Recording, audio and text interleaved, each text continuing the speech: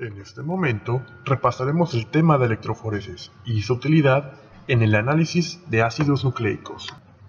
La electroforesis se define formalmente como el movimiento o dispersión de partículas tras ser sometidas a un campo eléctrico.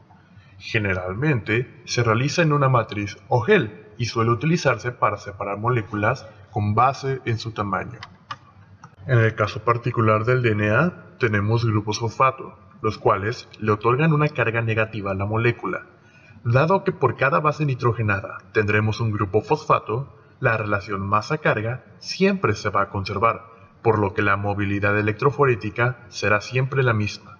Por tanto, se pueden separar las cadenas en una matriz que disminuya la movilidad en función de sus tamaños. Existen varios sistemas de electroforesis aplicados a los ácidos nucleicos, pero estos son los principales. En la electroforesis en gel agarosa, usamos este polisacárido natural proveniente de las algas. Este tipo de electroforesis es útil para separar cadenas de un tamaño pequeño hasta un rango de kilobases. Estos geles suelen correrse de manera horizontal y con buffers de corrida como TAE o TBE. La electroforesis en gel de poliacrilamida se utiliza principalmente para la separación de proteínas. Sin embargo, también es útil para la separación de ácidos nucleicos de menor tamaño y con una mayor resolución. Para formar el gel, la acrilamida entra en una reacción de polimerización con la bisacrilamida, la cual es iniciada tras la presencia de persulfato de amonio y de la molécula TEMER, lo cual permite formar un polímero más estrecho que los obtenidos por agarosa. Estos geles suelen ser verticales para evitar contacto superficial con el oxígeno y evitar la inhibición de la polimerización. En ambos tipos de sistemas se suelen tener geles con pozos en los cuales se pipetea una serie de muestras.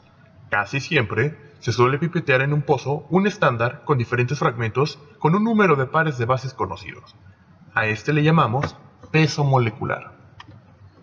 En las bandas de las muestras obtenidas se comparan con el peso molecular. En ocasiones, y especialmente tras una restricción enzimática, podemos tener varias bandas en un mismo pozo. Esto es común cuando se hacen ensayos de genotipificación o tras digerir un plásmido. Para poder observar a simple vista las bandas de DNA, el gel se tiñe con bromuro de tirio, un químico que se intercala en el DNA y florece en presencia de luz ultravioleta.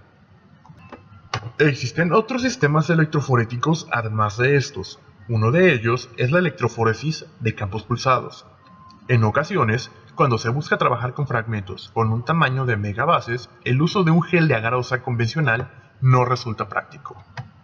En la versión más común de campos pulsados, el voltaje se cambia en 3 diferentes direcciones, haciendo que las grandes cadenas se puedan definir mejor. Además de la matriz de agarosa usada, las moléculas giran de un lado a otro. Las cadenas más largas tardarán más en cambiar de una dirección de un campo eléctrico a la dirección de otro campo, mientras que las cadenas más cortas tendrán menos dificultades. En este tipo de electroforesis se pueden trabajar cromosomas bacterianos digeridos, por lo que es sumamente útil para el campo de la infectología. Aquí se hacen dendrogramas para ver qué tanto cambia un patrón de restricción de un genoma bacteriano, lo cual está correlacionado a qué tanto muta esta bacteria en particular.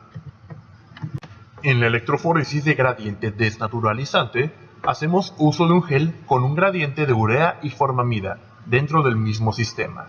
Este gradiente es capaz de desnaturalizar las cadenas de DNA y hacerlas monocatenarias. El principio de esta electroforesis consiste en que, mientras más desnaturalizado esté una cadena de DNA, menos migración electroforética existirá. El gradiente puede ser perpendicular al campo eléctrico. En este tipo de geles se suele tener un solo pozo, donde se coloca un par de muestras, y se suele obtener esta sigmoide. En la parte izquierda, donde hay una mayor migración, podemos encontrar cadenas de DNA casi completamente unidas. En la parte del centro, tendremos una cadena parcialmente desnaturalizada y en la parte de menor migración, cadenas de DNA monocatenarias. En esta electroforesis se puede observar la presencia de mutaciones o genes únicos, dado que el cambio de hasta solo una base puede cambiar las propiedades físico-químicas de las cadenas, dando como resultado una sigmoide diferente. La direccionalidad también puede ser paralela al campo eléctrico. En este caso y bajo el mismo principio, se pueden analizar genes compartidos y genes únicos. Estos genes resultan muy útiles para analizar la información genética de diversas comunidades bacterianas. La electroforesis capilar consiste en pasar el sistema a un pequeño capilar de sílice. Este se puede someter a un campo eléctrico para separar diversas moléculas, las cuales pueden estar en concentraciones sumamente pequeñas.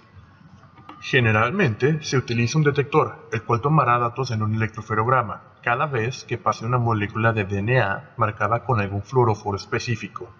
Esta electroforesis suele ser muy útil para la secuenciación Sanger.